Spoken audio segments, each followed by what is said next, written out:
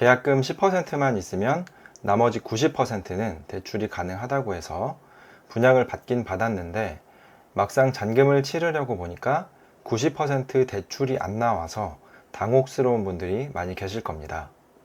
결론부터 말씀드리면요. 최근에는 분양금액의 80%만 받아도 나름 선방했다라고 저는 보고 있습니다. 무리해서 대출 계획을 세우셨던 분들은 적게는 분양금액의 10%, 많게는 20% 이상 추가로 목돈을 마련해야 하는 상황이 발생하고 있습니다. 최근 입주를 진행했던 지식산업센터 현장들의 잔금대출 안내문을 좀 살펴보면서 말씀드릴게요. 먼저 영등포의 양평자이타워라는 현장입니다. 입주는 23년 4월에 시작을 했는데요. 그때 입주 안내문에 동봉된 대출 안내문입니다. 먼저 신한은행입니다.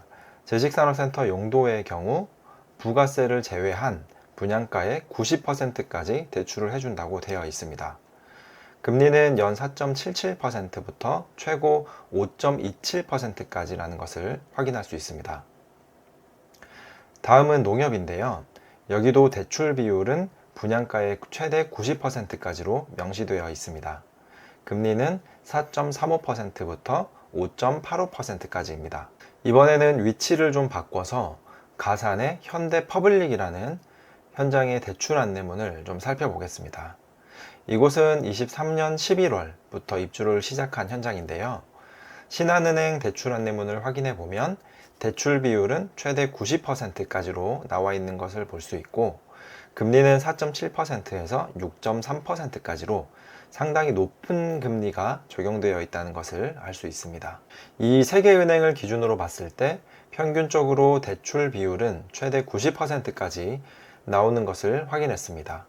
금리는 4% 중반부터 6% 사이의 금리를 각자의 신용도에 따라 적용받는데 대체적으로 대출 비율은 낮게 잡아주고 금리는 높게 책정한다는 것을 알 수 있습니다. 이 대출 비율과 금리도 무조건 안내문에 나와 있는 대로 해주겠다는 것이 아니고요.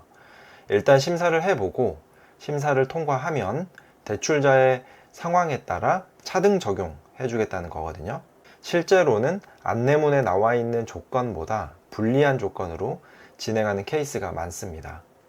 이렇게 최근 시중은행에서는 지식산업센터 대출을 받으려고 할 때 굉장히 보수적으로 취급하는 추세입니다. 그러다 보니 대출 비율이 원하는 만큼 나오지 않는 것은 당연하고 나온다 하더라도 비율에 따라서 금리도 함께 상승하기 때문에 대출을 받은 사람은 이자가 굉장히 부담으로 다가올 수 있습니다. 심지어 최근에는 지식산업센터 대출은 아예 취급 자체를 안 하는 은행까지 나오고 있는 상황이라고 하더라고요. 이런 부분이 요즘 많이 발생하는 계약금 포기 사례에 힘을 더 실어주는 것이 아닐까 하는 생각이 듭니다. 등기를 치기 위해서는 잔금 납부를 해야 하는데 원하는 만큼 대출이 나오지 않고 직접 납부해야 하는 잔압분이 늘어나면서 전매, 그러니까 재판매를 해야 하는 상황까지 몰리게 됩니다. 그러다 보니 팔릴 때까지 계속 가격을 낮추게 되는 악순환이 반복되는 것이죠. 그래서 우리는 이러한 상황을 미리 방지하기 위해서 잔금대출 은행을 선정하는데 신경을 좀 써야 할 필요가 있습니다. 물론 신용도 관리가 잘 안 되었거나 국세, 지방세 등의 세금이 체납되어 있거나 하면 해결하기가 어려울 수 있습니다.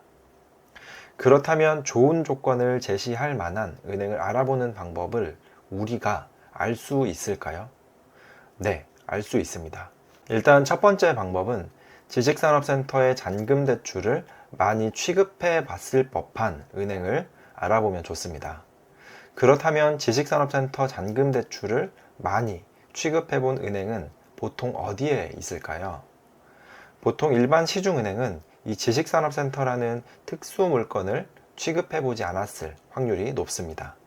왜냐하면 은행에서는 부동산 담보대출로 아파트, 오피스텔, 빌라 등의 주거용 건물을 주로 취급하기 때문이죠. 그래서 지식산업센터가 많이 모여있는 지역에 은행을 알아보는 것이 좋습니다. 서울 쪽으로는 가산, 영등포, 성수동 정도가 되겠네요. 경기 쪽으로는 안양, 부천이 대표적입니다. 지식산업센터에 입주해 있는 은행들도 있으니 참고해 보시면 좋아요. 방금 말씀드린 지역의 은행에서 상담을 해보시면 일단 지식산업센터라는 상품에 대해 잘 알고 있다는 것을 아시게 될 거예요. 그러다 보니 심사가 약간은 까다로울 수 있는데 얘기만 잘 되면 좋은 조건을 받을 수 있습니다. 두 번째 방법은 상당히 간편하면서 효과적인 방법인데요. 카카오톡의 오픈 채팅방을 활용하는 방법입니다. 카카오톡 오픈 채팅방에 지식산업센터라는 키워드로 검색을 해보시면 여러 많은 채팅방이 나옵니다.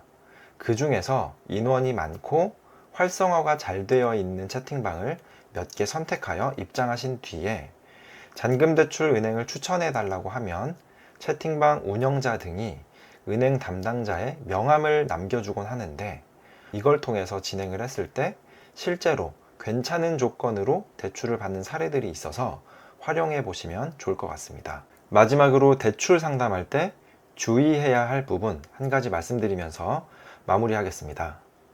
지식산업센터 대출 상담 시에 은행 직원이 분양받은 지식산업센터를 계약자 본인이 직접 이용할 것이냐 아니면 임대를 내놓을 것이냐 물어보는 경우가 있는데 여기서 임대를 놓을 예정이다 라고 답변하시면 대출 심사 및 조건에 불리할 수 있으니 참고를 하셔야 합니다.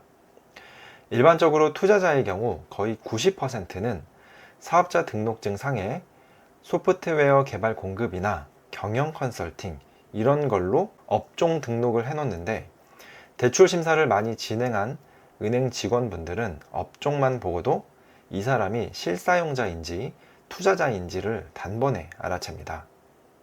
그러니 이런 부분은 사전에 체크하시고 미리 준비하시는 것이 바람직합니다.